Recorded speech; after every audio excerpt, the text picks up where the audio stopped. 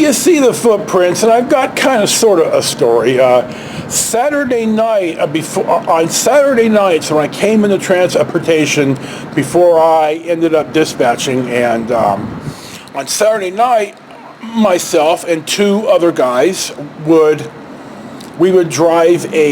I would drive the tractor trailer, and then one of the two of them, one didn't have a license, he was ill, and then the other guy would drive the bobtail that had the remaining product. And so we clock in at 7 or 7:30, and we drive up to our Fremont branch, which is actually in Newark, and it's in an industrial lot where there's rows of warehouses with offices, small ones. There were places like there was a karate studio, and the Argus was there, and so it was that type of business. Anyway, and we had a full loading dock. Well, I get up there one Saturday night, and there's yellow tape and cones around our whole building, one of like 8 buildings or 10 buildings there. And I'm thinking, okay, nobody told me about this. What are we going to do? Well, I called the supervisor. I didn't get an answer. So I'm thinking, it's getting late. We got work to do.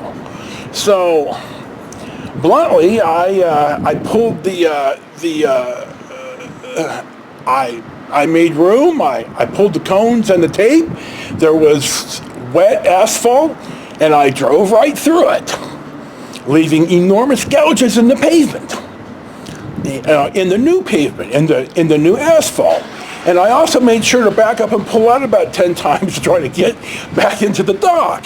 Well, when we got out, we stepped in this stuff, and we drug asphalt shoe prints, all 3 of us, all through the warehouse, which made the warehouse stink like asphalt.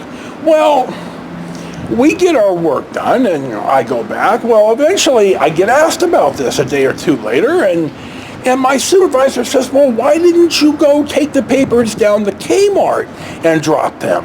And I said, well, number 1, we didn't have permission. Number 2, I don't have a lift, so how are we going to manhandle all this stuff out with just 3 of us in any kind of a timely manner? And 3, how are the carriers going to get the comics in the travel sections? They're in the warehouse. And so I didn't hear anything more about it. The supervisor of Fremont heard about it because he didn't work with the landlord or us to resolve the problem.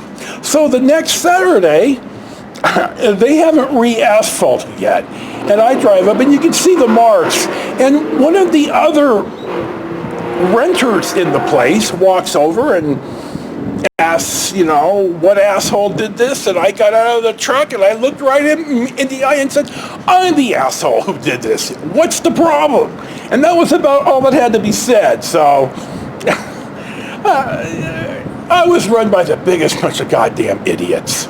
So there's your, what am I looking at? Oh, there's your concrete kind of sort of story. Thank you for watching Storytime with Joe.